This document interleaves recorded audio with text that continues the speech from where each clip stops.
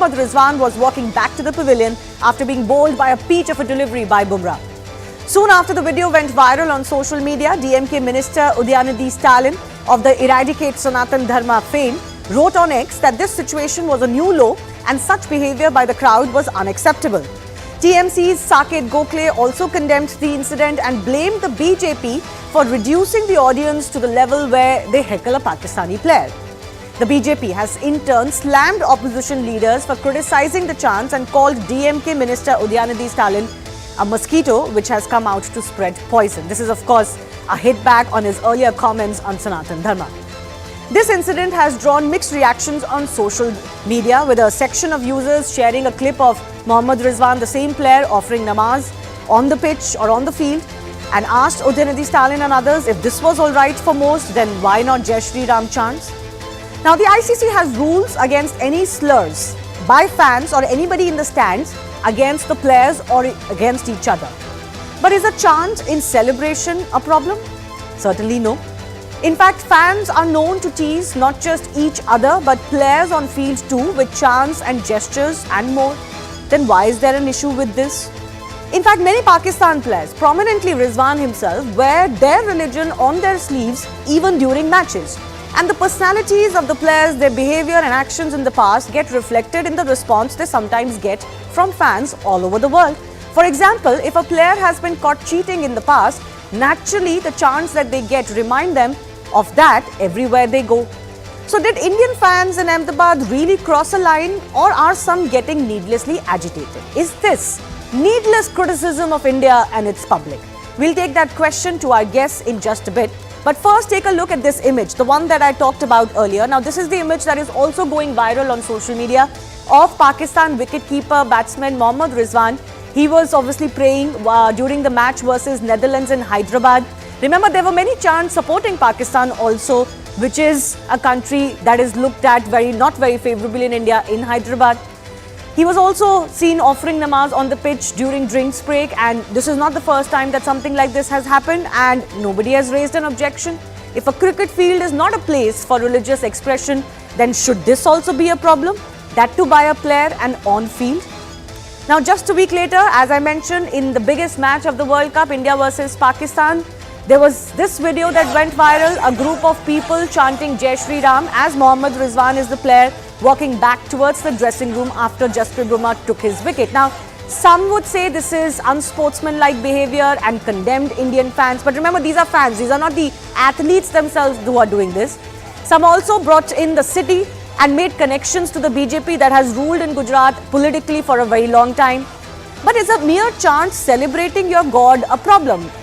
If that is a problem, Pakistani players invoke their God on field and even in press conferences before they say anything else. How come nobody has had an objection with that? How come their religious expression is okay but not of Indian fans?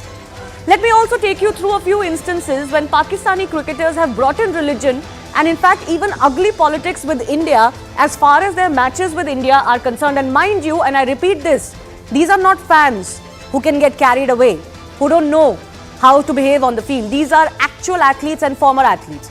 In fact, one of the most famous quotes is from former Pakistan Prime Minister and ex-captain of the Pakistan cricket team Imran Khan in 1982, who was quoted to say that cricket with India is not just a game but jihad for Kashmir. He reminds himself of Kashmir and plays against India. Rawalpindi Express, Shoaib Akhtar in 2020 had said that Pakistan will first capture Kashmir, then invade India for Ghazwa-e-Hind. This is a former athlete and a representative of the sport. And then people say you should not react and to ordinary fans. In fact, more recently, Waqar Younis had to apologize in 2021 after he stated that Rizwan, the same player in question, offering namaz between Hindus was his favorite part of the match versus India. Now, that's the commentary that's coming not just from ordinary fans in Pakistan or people on social media. This is commentary from actual athletes who have played against India. And there are many episodes that have happened between Indian and Pakistani players, both in India and in Pakistan as well. But let me also now bring in the political angle that has erupted in India, and that's the fight between Tamil Nadu government or the party in power in Tamil Nadu, DMK, and the BJP, because Udayanidhi Stalin dragged in this incident to condemn BJP and for some reason suggests that those behaving like this in the north are also different to people who don't behave like this in Chennai. We'll get in Chennai or other places in Tamil Nadu. We'll get to that in just a bit. So he said that India is renowned for its sportsmanship and hospitality, and therefore this is not good. The BJP said that there was a grand welcome for Pakistani players in India, so it's not like we have not given them hospitality. Udayanidhi Stalin also went on to say that the treatment meted out to Pak players is unacceptable and a new low. He's talking about this chant. BJP says emotions overpower at certain points in sports in defense of what the fans did. Finally, Udayanidhi Stalin also said that using sports as a tool to spread hatred is condemnable. Now, this is a very important word. Is chanting Jai Shree Ram then spreading hatred? We've had this debate for quite some time. There's been, of course, Chief Minister in Bengal, Mamata Banerjee, also suggesting that Jai Shree Ram is somehow a hateful chant, and there's been lots of debate on that. Udayanidhi Stalin seems to be suggesting the same. BJP, of course, has hit back to say that Udayanidhi Stalin has no right to comment on this. We'll come to what has happened in Tamil Nadu as well. Is there a big difference when emotions are involved anywhere in the country? Is this just about Ahmedabad, or have we seen outpouring of emotions, mixing of cricket and politics and religion in other times as well? We'll get to that in just a bit, but the big debate, of course, is this. So much furor, so much condemnation over Jai Shree Ram chants by fans in stands. Is this not needless criticism of India and its people?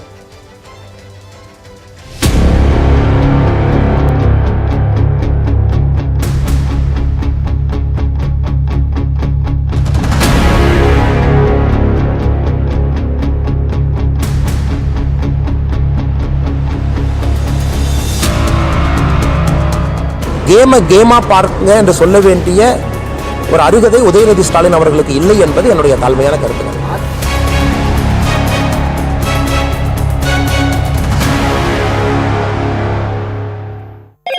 Hello, Moto.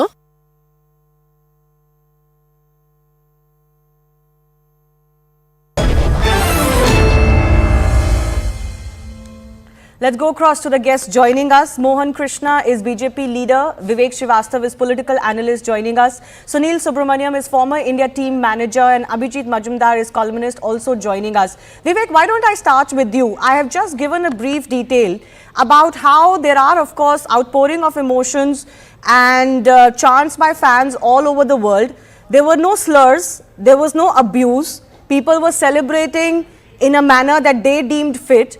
Why is there such a furor over this? I totally support Udayanidhi Stalin for what he is saying. I endorse his statement as to what he is saying.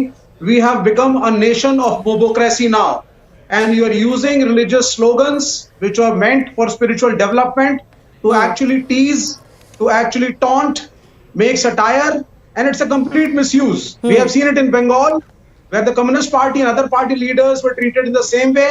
People were shouting Jai Shree Rams, there were Trishuls in the hands, and violence was being preached. So nobody is against the name of Lord Ram. How was violence being preached? One second. How is violence being preached? And how is this a mob? This is a stand of thousands and thousands. In fact, over 1 lakh Indian fans in the stadium. That's not a mob.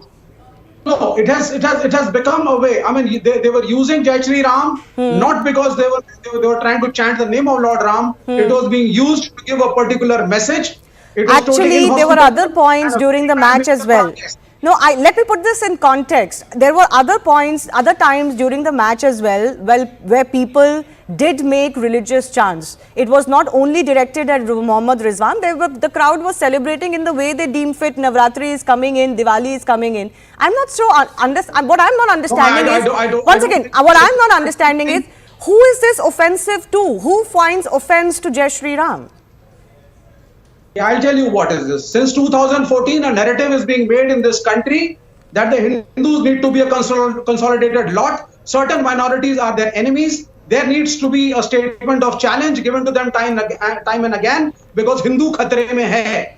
That is the whole point. And this is leading to mobocracy. This is leading to mob lynching. This is leading to all kind of minorities and discrimination. So this needs to end. And Udayanidhi Stalin was absolutely right when he said India is forgetting the hospitality it needs to show to its guests. Actually, he's right. one of the criticisms that came the BCCI's way was that there was too much hospitality for the Pakistani players. So you have that also, and then you have complaints that there was not enough hospitality. Actually, the Pakistani players got more hospitality, more fervent show of hospitality that some complained about than any other team that came to India. So both are realities. But let me bring in Mohan Krishna as well. Mohan Krishna, the accusation has been, as you have heard from Vivek Srivastava as well, from Udyanidhi Stalin and others, that this is particularly a culture that the BJP has encouraged.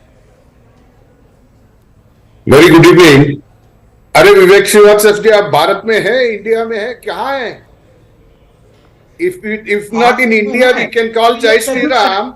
Where else in the world we have to call Jai Shree Ram? What are you talking? What are you talking? Have you got any common sense? Violence. Have you Don't got use Jai any Shree Ram common as sense? satire.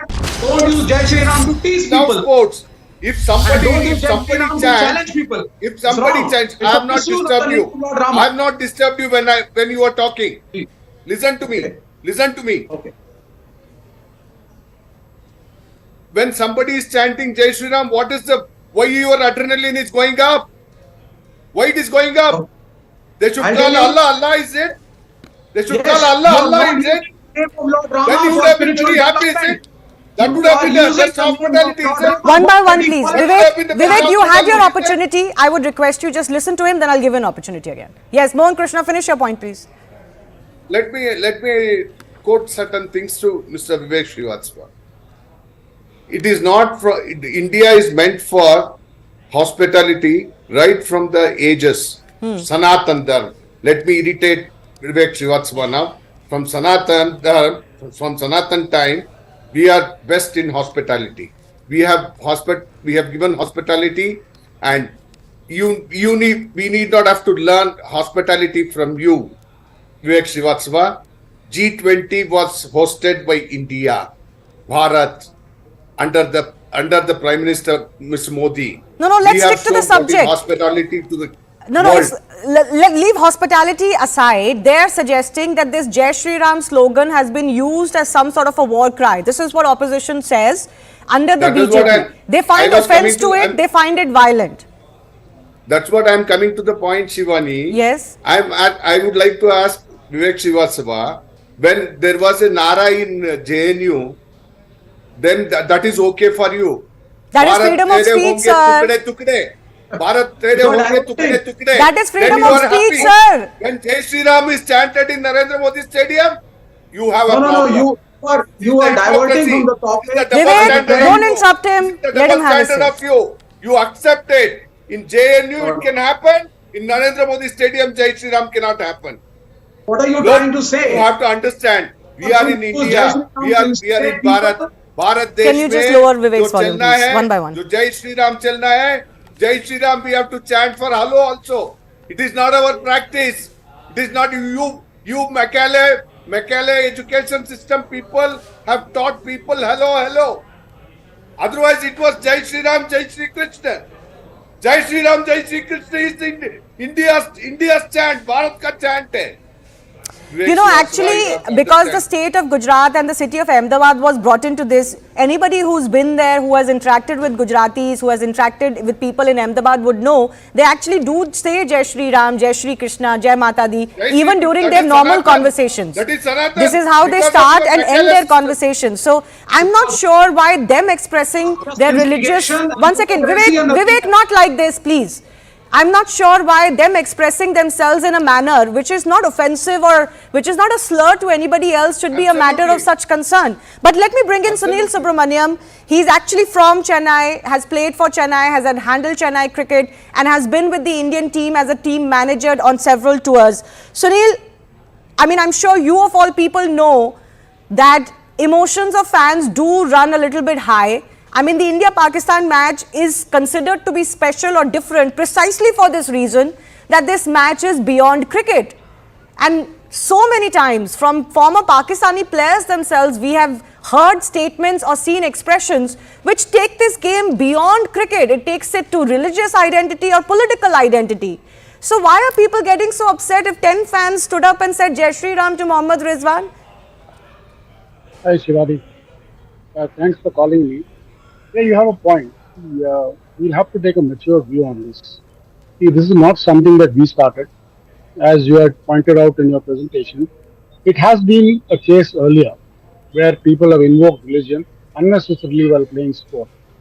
So obviously it's got a ripple effect, and now there is a wave of nationalism in the country, and so people are now expressing themselves. But my larger point is this: where is this all heading to? I mean, this is a sport.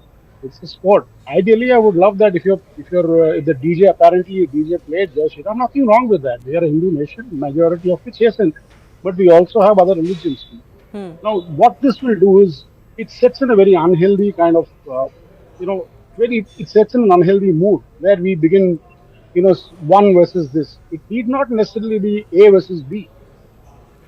You could also, as far as the public is concerned, you can understand mob psychology. Ideally, it would have been great if it had not been to this extent, but I don't think it disturbed the tempo of the game. We were anyway playing well. I just wish that we had been a little more subdued in it. We would have come out with a little more dignity and said, okay, guys, we play better cricket. We know we are better than you. We don't need to do exactly what the others do. That you rightly said that I find it a little distasteful that when you're playing sport, you have to invoke your God. Everybody has their God.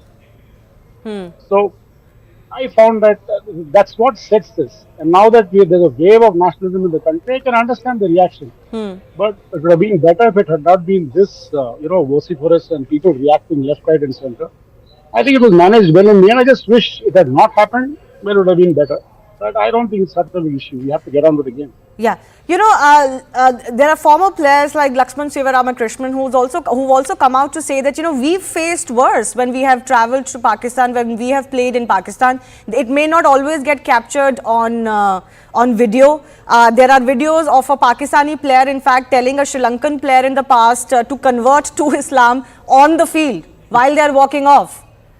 So these instances have happened, and people have memories of what has transpired. They don't always separate what is sport and what is cricket, because India-Pakistan is more than cricket. But my point is that this is not something that has happened in India or in Ahmedabad for the first time and has never happened before.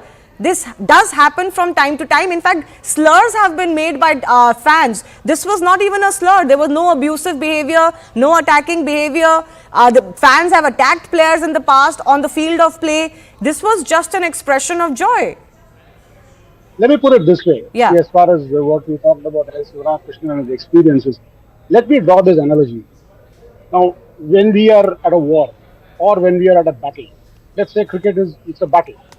Not battle in the sense that are killing each other. The armies say a lot of things to each other in the heat of the moment. If you were to go and publicize all of that, there is no civilization left. But that happens in the heat of the moment. Off the field, once the game is over, I know they're the best of friends. They get along like a house on fire. So let's not get into what was actually happening during the field of play. A lot of things are said on either side. Not that we've been saints. I know a lot. I'm not talking about. No, Sunil, you're not getting my point. I'm not talking about sledging and what players say to each other in the heat of the moment. I am saying we are playing a side that particularly invokes its religion. Against that side and those players, what heavens have fallen if 10 people chanted Jai Shree Ram? But I agree with your point. It's not a big issue. I just wish that we had acted with a little more grace and maturity and won the game in style and said, this is how we play the game. Okay, well, the players did that. Abhijit Majumdar, let me come to you. Do you see the point in what both Sunil and what Vivek Srivastava are saying? That, this doesn't reflect well on us. We don't need to do what Pakistan does. We don't need to do what their players do or behave like them. Why does it not reflect well on us? What is the problem in chanting Jai Shree Ram in Bharat? कहाँ Siberia में जाके अफगानिस्तान में जाके करोगे? What is this? What are we talking about? Yeah, we are talking about a team where each and every player starts speaking on TV with Bismillahir Rahmanir Rahim, who almost stop a match and offer namaz in the middle of the stadium. आप लोगों को secular लगता है वो सब? You think, those are secular things. And people chanting Jai Shree Ram, it's not even an aggressive this thing. Sri Ram का नाम लेना पाप हो गया है. You know why? There is a reason. because the whole cabal, the political alliance of the left and Islamists, they are extremely nervous with the rise of India in the nationalism and Hindutva. They are extremely nervous. So they detest any show of my faith anywhere at all. What is the problem chanting Jai Shree Ram? So this is entirely political. I completely disagree, and this is, in the England cricket fans chant, God save the Queen all the time while the match is on. Hallelujah, etc., etc. All the Christian expressions, all Muslim expressions, everything is fine except when Hindus. So why do we have this, why do we have, Abhijit, such a self-deprecating attitude? Because it's not just politicians, even ordinary citizens seem to feel, oh, this is not the right way to behave. Because there is some problem with it. Because we have been brainwashed. Yeah? Our education system, and I agree with the person who's from BJP, our education system has taught us, it is the continuation of Macaulay's English Education Act of 1835. Nehru chose colonial continuity. Nehru outsourced education and the brainwashing of Indian, at least the elitist masses. Thankfully, he couldn't do it with people who have studied in vernacular schools that much. But he chose colonial continuity in education. We have this, deep. We have been. It has been ingrained in us. This self-hate, self-loathing of our faith. Self-loathing of ourselves, our identity, that has been ingrained. Okay, let me go around our panel one more time. Yes, Sunil, you wanted to come in very quickly, please? No, Mr. Abhijit, I would like no issues. In fact, I'm a proud Hindu and I love to chant Jai Shree Ram. I do that every day. My point is just this. We must be proud of who we are. Absolutely with you on that. Now, those are things to be done in the place of worship. We have come to watch a cricket match. Let's watch it in the spirit of watching a cricket match. That's my limited point. Sunil, the point is, religious expression cannot be bound to a place of worship alone.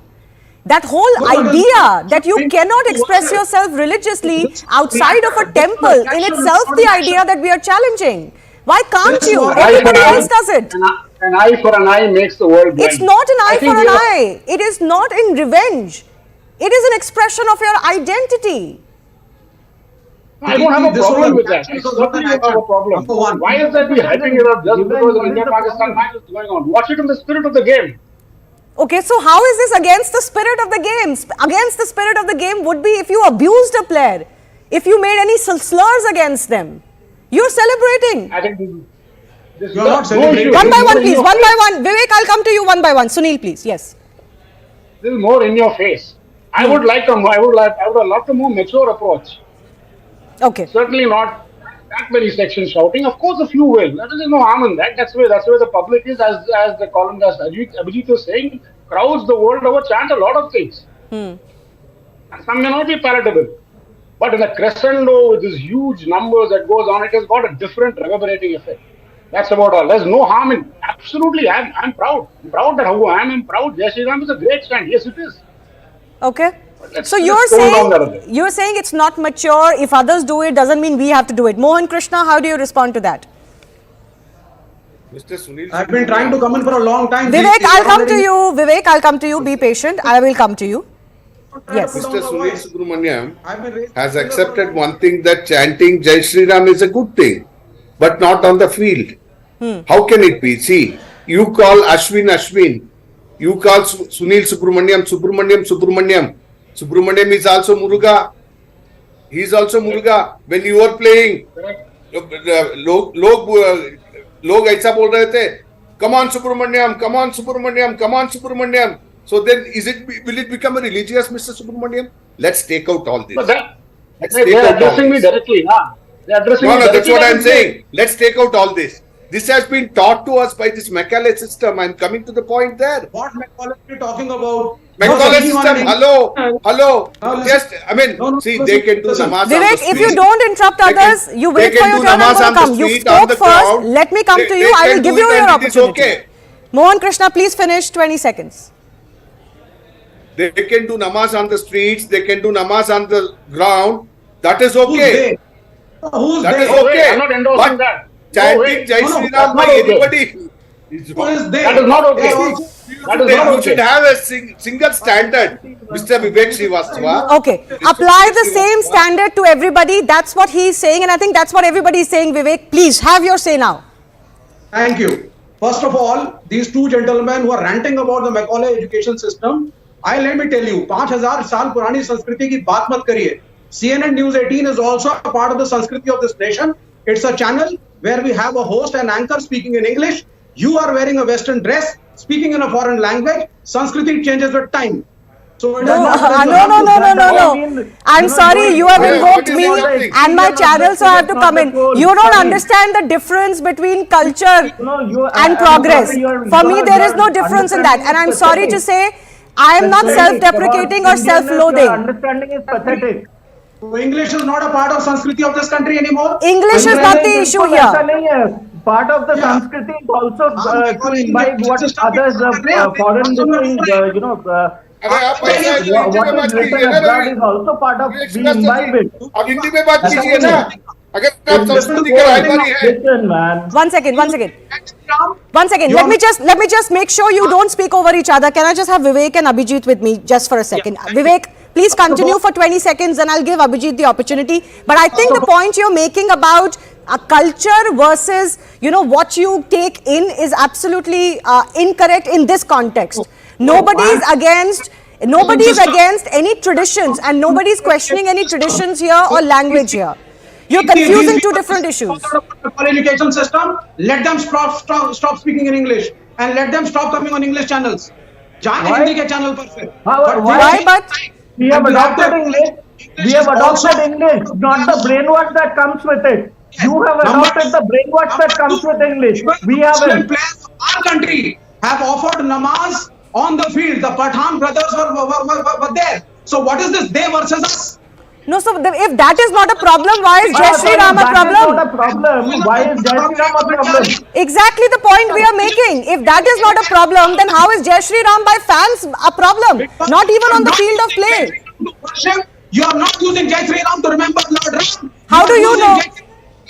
To talk, to have satire, and to give a chant. That is why.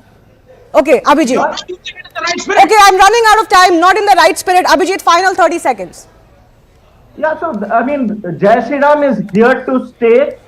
It will be said again and again and again. They will have to deal with it. And wearing Western clothes doesn't mean that, I have been brainwashed to think like a Westerner. Exactly. So there is a huge difference. Whether Please lower his you volume. imbibe and become a slave of, communist philosophy or any Western lifestyle, that is entirely up to us. Our culture has always been open. We have taken in, we have learned, we have imbibed a lot of elements. So that is it. And when it comes to the sports field, there was no slur, there was no shaming, there was no gali uttered. It was just Jai Shree Ram. What is the problem? There is no problem. Okay, I leave it at that. We do have to think about why people get so offended by a chant that is so dear to our people and our culture and our history. That in itself is a big question right now, and has this actually been used politically more than anything else? I leave it on that note for our guests to think about, and a big thanks to all of our guests for joining us. We slip into a very short break. Coming up on the other side, it's day 10 of the Israel-Gaza war. Humanitarian crisis is being talked about. Is Hamas, though, using civilians as a shield to ensure that Israel doesn't go on an offensive? We'll come back with that question in just a bit. Hello, Moto.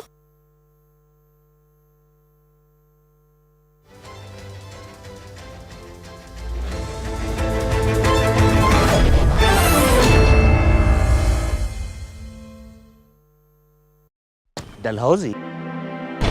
Behind me, what we are seeing is those JCB machines are clearing the debris of 7th of October when the entire region or the entire locality was taken hostage by the Hamas terrorists.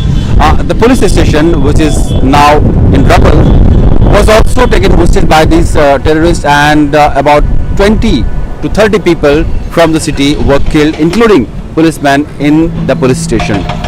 Several of the Hamas terrorists, about 20 of them, were also killed during the hours of gunfight that ensued following the attack of terrorists in the city.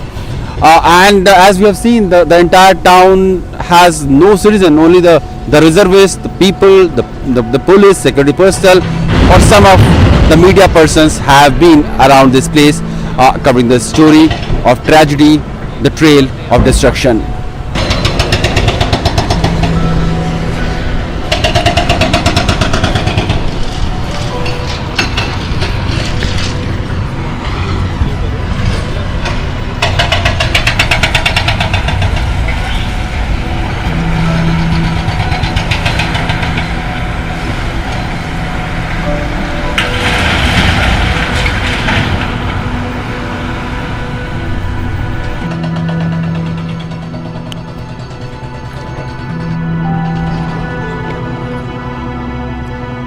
And the entire street, you would see, for 100 meters there is not a single person that is visible, and entire town, buildings, hospitals, education institutes, centers of activity, everything is empty, everything is vacated by the people of Zeroth.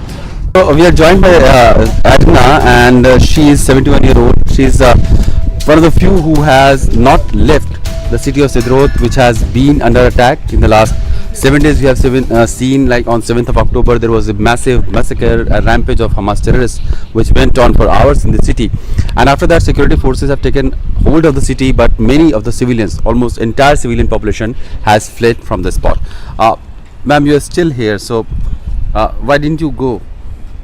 I didn't know because I trust to the God help us, the God love us, and we are the hero, not the Hamas. Because the Hamas are very bad people, and the God don't like bad people. So you had your family here who used to live here? No, So they have this gone? is the house of my father and my mother. Okay. They dead, so I live there. Okay. So most of the neighborhood people have fled? Yeah. Where have they gone? They gone to Eilat, Tel Aviv, Dead Sea. Yeah. Okay. So don't you aren't you scared of living here alone? No, really no, because I trust to the God.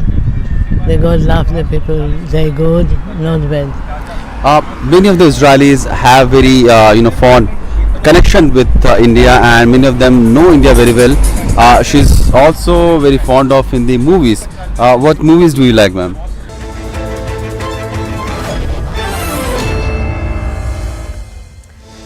Thanks a lot for staying with us. It's day 10 of Israel's offensive against Hamas terrorists. Shocked by the assault on towns and villages, Israel is carrying out the most intense bombardment of Gaza it has ever seen and has imposed a strict blockade and is preparing for a ground invasion, we are being told. Hundreds of metric tons of aid from several countries have been held up in Egypt's Sinai Peninsula for days, pending a deal for its safe delivery to Gaza and the evacuation of some foreign passport holders through the Rafah crossing. Israel has denied reports that it has agreed to halt fire in southern Gaza Strip to allow the Rafah crossing to open. Meanwhile, Israel is also planning to evacuate civilians who live in towns up to 2 kilometers from the Lebanese border amidst repeated rocket and missile attacks by the Hezbollah and allied Palestinian factions in recent days. Take a look, though, at the latest statements that have been made by both US President Joe Biden, Israel's staunch supporter, that have hinted that maybe they are trying to caution Israel over what happens next. So while giving an interview to a US-based channel, Joe Biden, the US president, said that Israel is signaling for a ground invasion of Gaza, while the Israeli envoy to US, Michael Herzog, said that there is no desire that Israel has to rule over 2 million Palestinians. Now, this is because Joe Biden also said it would be a big mistake for Israel to occupy Gaza. That's the fear that some have. Herzog replied that Israel has no desire to occupy or reoccupy Gaza. In fact, they had voluntarily moved out of Gaza, what is today Palestine, in 2005 and had left the Palestinians to self-govern themselves, but seriously things didn't work out for them. Biden also said that Hamas should be eliminated entirely, so he is in favor of that offensive. The Israeli envoy to US said that Israel is going only after people who are engaging in barbarism. Biden added that there needs to be a path to a Palestinian state. So once again, the US balancing the aspirations of both sides. Herzog responded saying that Hamas is a bunch of cowards who are hiding behind civilians. Talking about the civilians, and of course that's the big question in everybody's mind. Nobody really wants a large-scale civilian crisis or certainly deaths. But according to the UN Humanitarian Office, already there is a big question mark. Fuel reserves in Gaza hospitals may last just about 24 hours. Over 2,500 people have been killed in Gaza so far. There are about 10,000 people that are considered to be wounded, and of course, remember, several have been displaced as well. More than 1,000 Gazans are still missing. Now, this is the situation. But Israel says that they have been urging Gazans to evacuate. They've been distributing leaflets, doing whatever is possible to ensure that civilians' lives do not become collateral. But Hamas is also known to tell people to ignore Israel's messages and stay back. And this is why they get the accusation that they actually use innocent Palestinian civilians as shields. They are the ones who hide behind civilians, not the Israelis who attack civilians. The IDF, remember, has also confirmed that about 199 Israelis and foreigners have still been held hostage by Hamas. And one of the most poorer parts of the commentary on this entire situation has been that even those who've been batting for the Palestinian cause are not urging Hamas or are not telling Hamas to release those hostages as a sign or a gesture of peace. Instead, clearly Hamas is using those hostages and other civilians, Palestinians, as shield. Is that not the accurate statement to make? We'll take that with our guests joining us. First up, a special guest joining us. Tamar Schwartzbard is head of digital operations of the Israeli Foreign Ministry. Tamar, thanks a lot for speaking to CNN News 18. It's been a week, a harrowing week for Israelis, more than a week, and you're preparing for what seems like a ground invasion. There are questions being piled on the government response in Israel after what happened on the Saturday that we all witnessed. But I do want to understand from you, what is the message that the Israeli government wants to give to the world that is worried about the civilian casualties in Gaza because of this counteroffensive? So first of all, Shivani, thank you so much for having me here today. I think from our perspective, it is important for us that every single person around the world knows what's going on here in Israel. I cannot even describe to you the images that I have seen over the past week. They are things that I never in my worst nightmares thought that I would be seeing. Children burned alive, women raped, babies murdered in their beds, in their homes, families executed. And I think right now our goal is to return the security to the citizens of Israel who for the past week have been living their worst nightmare. Israel, of course, has been telling people in Gaza to evacuate. But, there are concerns that there is nowhere for them to go. In this situation, what are the assurances that the Israeli government is willing to undertake and give to the world that while they have support for this counteroffensive, they will avoid mass civilian casualties? That's the question that the world is asking. So it's an important question, and I understand the importance of the question. I have to say that we as Israelis will do everything in our power to keep civilians safe. You have to realize that the people of Gaza are being held hostage by a terrorist organization that is no different than ISIS. And we have been telling innocent civilians for days to please evacuate from northern Gaza to southern Gaza.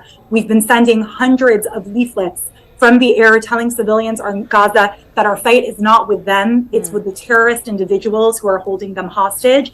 And every single civilian in Gaza who is hurt, that is at the hands of Hamas, who is intentionally preventing individuals from fleeing the Gaza Strip.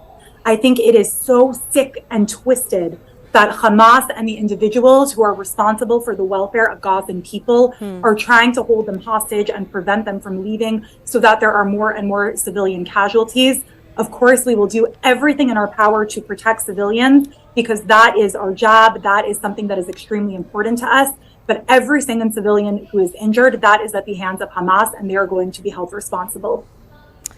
Do you think Israel and other global powers, for example, the US, is going to be successful in opening some sort of a corridor, not just for aid, but also for civilians to move out of Palestine? Look, I don't want to comment on the corridor. All I can say is we will work with our allies around the world to make sure that we are able to take every single precaution, available to us to keep innocent civilians in Gaza safe. But as I said before, Hamas is responsible for this atrocity. Hamas is responsible for sending over 800 blood-hungry individuals into homes of Israelis and butchering little children alive in their beds. I feel terrible for the Palestinian people in Gaza who need to suffer at the hands of Hamas, but that is Hamas's responsibility and they will be held responsible. And you mentioned the United States. I just want to say, as an Israeli, we are so touched by the support that we've received from friends around the world, including President Biden. I have to say his speech gave so many of us strength during a really, really difficult time. And I would like to see every other country around the world join the United States in condemning this horrific activity that's being committed by Hamas against innocent civilians, babies, toddlers, Holocaust survivors, men, women. Could you tell me what is the situation as far as Israel is concerned, as you prepare, as we're learning, for a ground offensive as well? What is the situation according to you, both on the Israeli side and what you're hearing from the other side of the border as well? Look, I'm not going to comment too much on the particulars, obviously for many, many reasons. All I can say is our soldiers are ready, they're prepared, they're going to do everything they can to keep Israelis safe and to return security to our country. And at the same time, we will do everything that we can to prevent civilian casualties on the other side. Sure. We have been attacked for Hamas for a very, very, very long time. And I think it's extremely sad and extremely disturbing that it took children being burned alive for the world to understand Hamas is not a group of freedom fighters. They are no different than ISIS.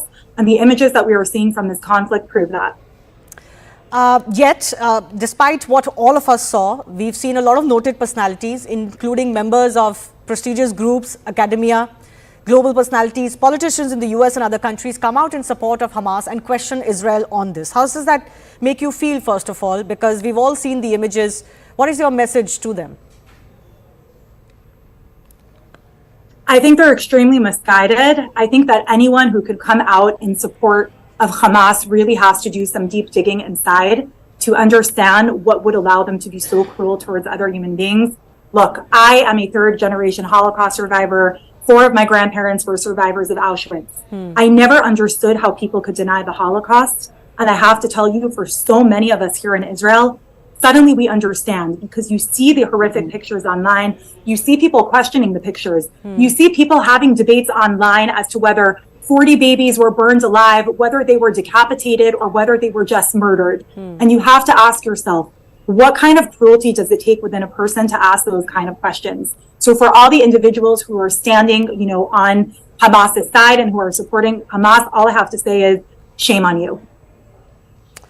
Well, I'll have to leave it on that note, Tamar Schwarzwald. Thanks a lot for speaking to us. And indeed, that is the question that all of us are asking. What does it really take? What will it take for the world to condemn Hamas unequivocally? Let me take that question also to the other guests joining us. Kalev Ben David is anchor from I-24 News based in Israel. Ashok Sajjanar is former Indian diplomat. Max Abrahams is a global security analyst. Kalev, let me begin with you. It was anticipated even 7 days ago that the tide will turn, that the overall sentiment will turn against Israel the moment Israel starts its counter-offensive. Do you sense that has already happened? And in that process, the major question is that the burden of saving civilian lives on the Gazan side is being put on Israel. You are the more powerful of the two sides, so maybe that burden will fall on you. What will you have to say about that?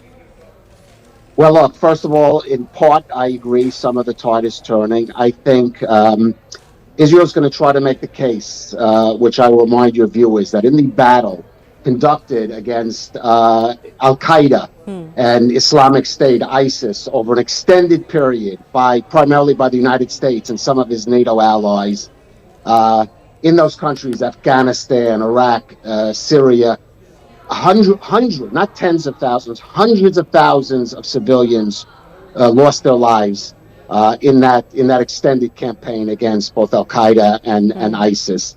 And while certainly individual instances of civilians being killed were criticized, even condemned.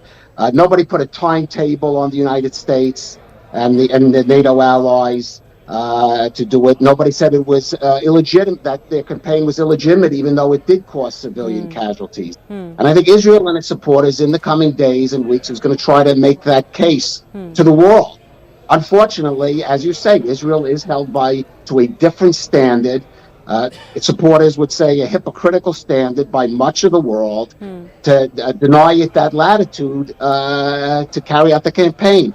Now, as Israel's taken steps, it's opened this humanitarian corridor. It's informed the civilians in the northern part of Gaza to flee to the south. It's tried to have more pinpoint bombing at this. Remember, if Israel just to open up with artillery on Gaza City, already we would have seen hundreds of thousands killed.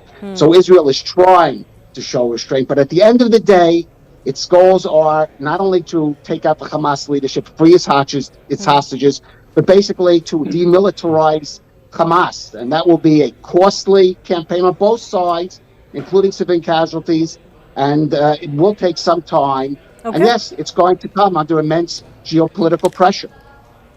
All right. Let me also go across to Max Abrahams. Max, commentators like yourself and people like yourself who studied how terror groups function have of course commented on how Hamas is no difference to a terror group like ISIS. Maybe the world is finally coming to that realization, but also about how they do use civilian areas and the civilian population as shields, and they've done that for years.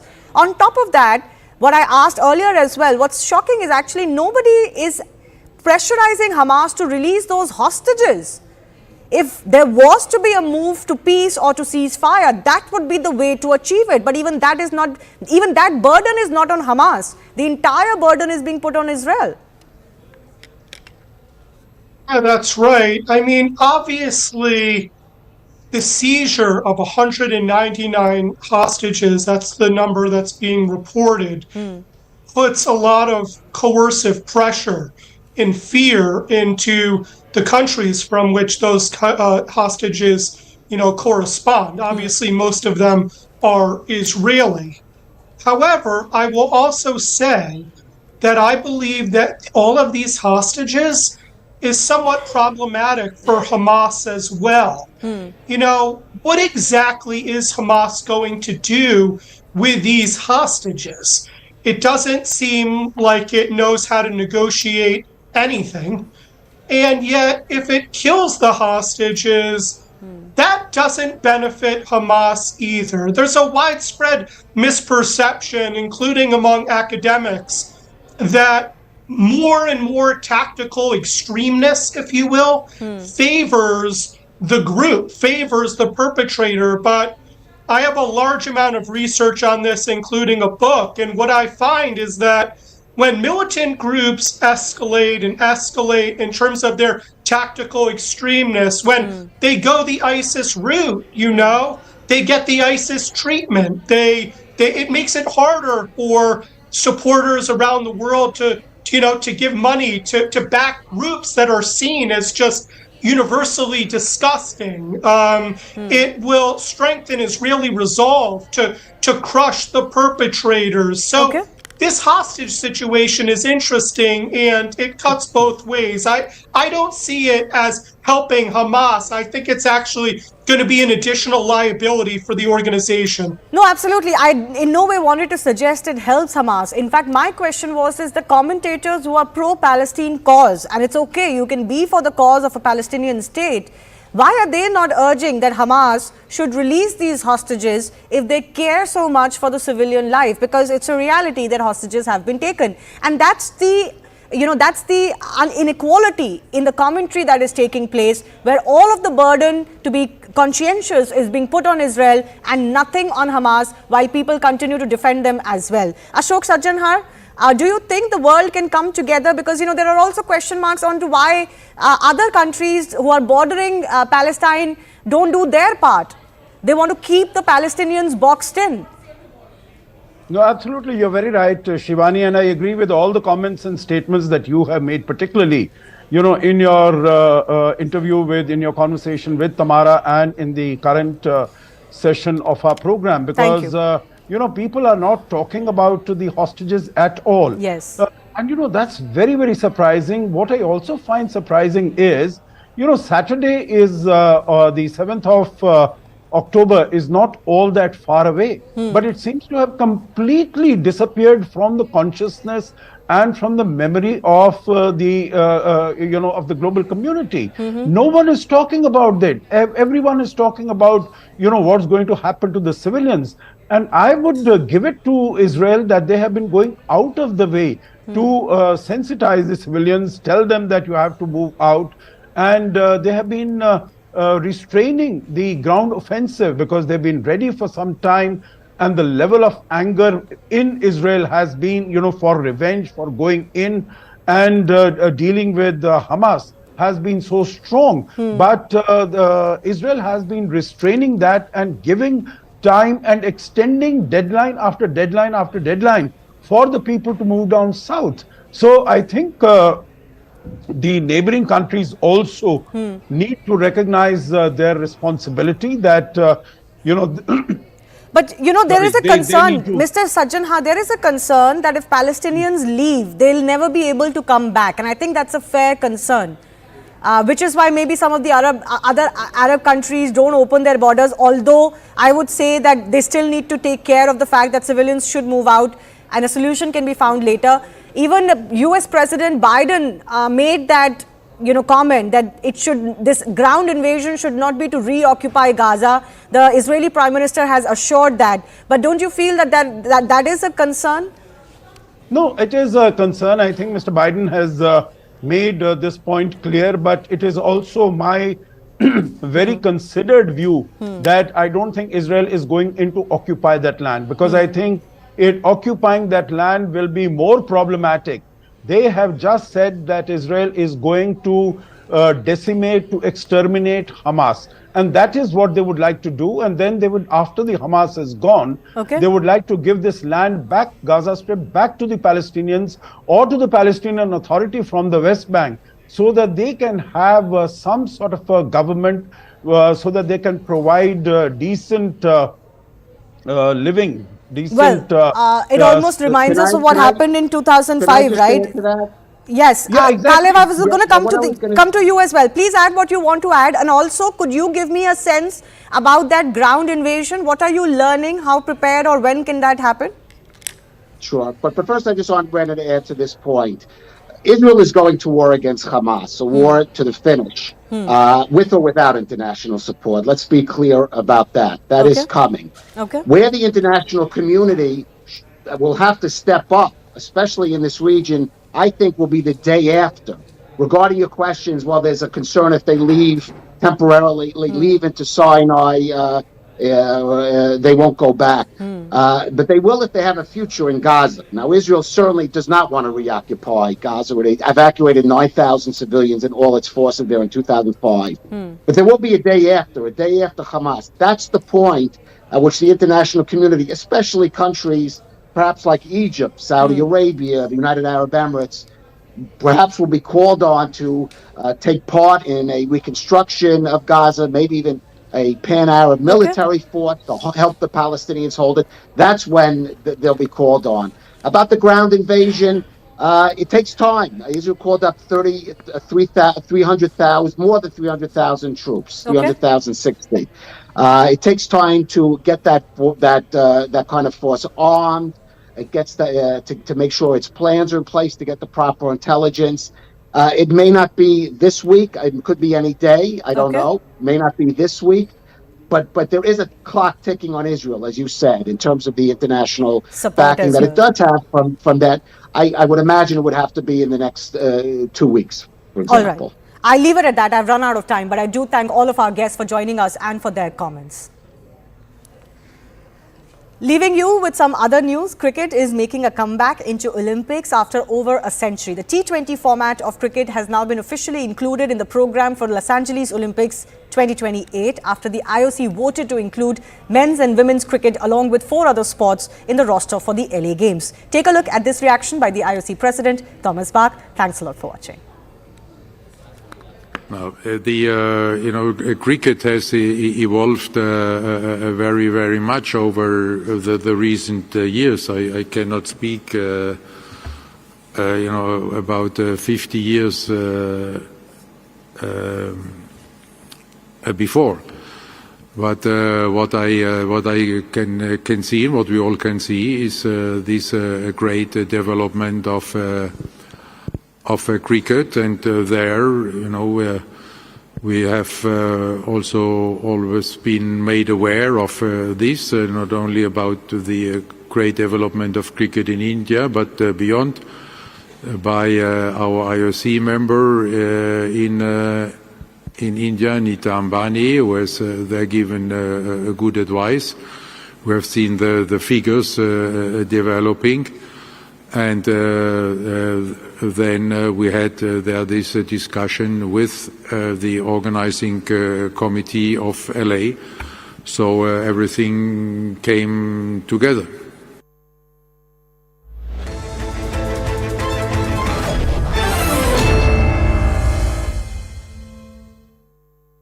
Co-powered by Sangam. Sangam. Yeah. Okay, could you sing I never forget it. Okay, so when did you watch Sangam? Sangam in Zerot, in the cinema, yes. Which year? About 30 years, maybe 30 years. And you still remember the movie? Yeah. Okay. And talking about India, if you like, the Indians also lived in Zerot? Yeah. How many Indians in Zerot? About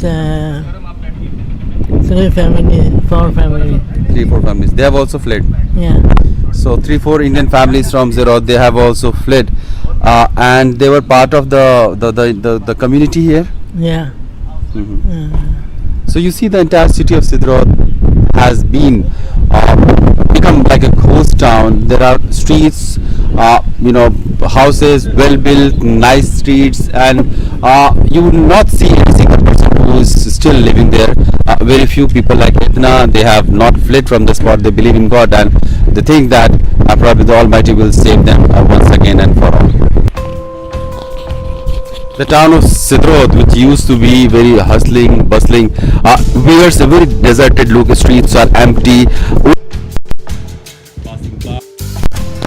Any emergency vehicle or people who have been, some of the media people also visiting the place, but mostly the citizens of this city, they have fled, fearing their security and safety, and also that the security establishment of Israel asked them to leave because they feared that many of the Hamas terrorists could be hiding in the garb of being citizen of the city. So almost like say have fled from the city. The shops are closed, the schools have been closed. You will not find anybody around the place.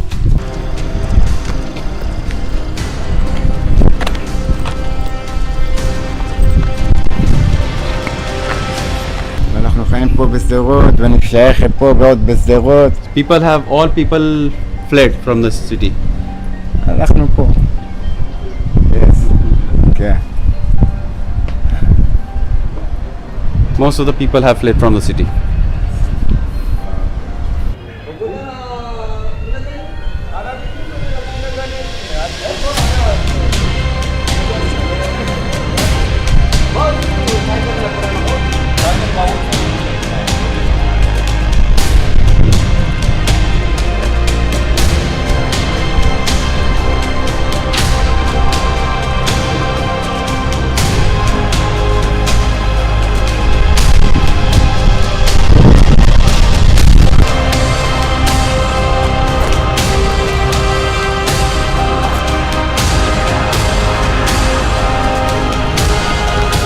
People have not even cleared this debris of the blast that happened on 7th of October mostly, and because most of the town is empty now, people have fled, so nobody is there to take care of the stuff, nobody is there to take care of the cleaning, and it looks like a weird vibe in this town.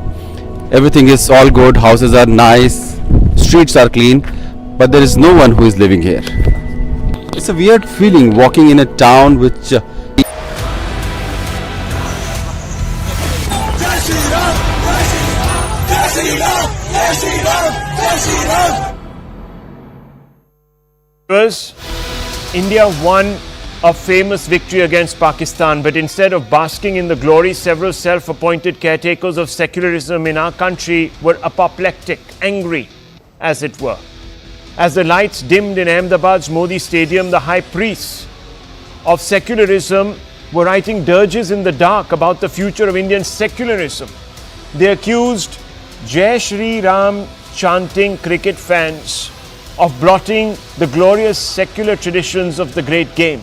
They lamented the supposedly irreparable damage caused to India's unimpeachable standards of hospitality. For this, they solely blame BJP's brand of Hindutva politics that they claimed, yes viewers, that they claimed was giving rise to brigades of Bajrangis warring to inexorably turn India into a Hindu Rashtra. Is this ire directed at, and let's just say it, Hindu cricket fans exclusively? Deserved. Not if you examine the facts, viewers. On several occasions, we watched sports on telly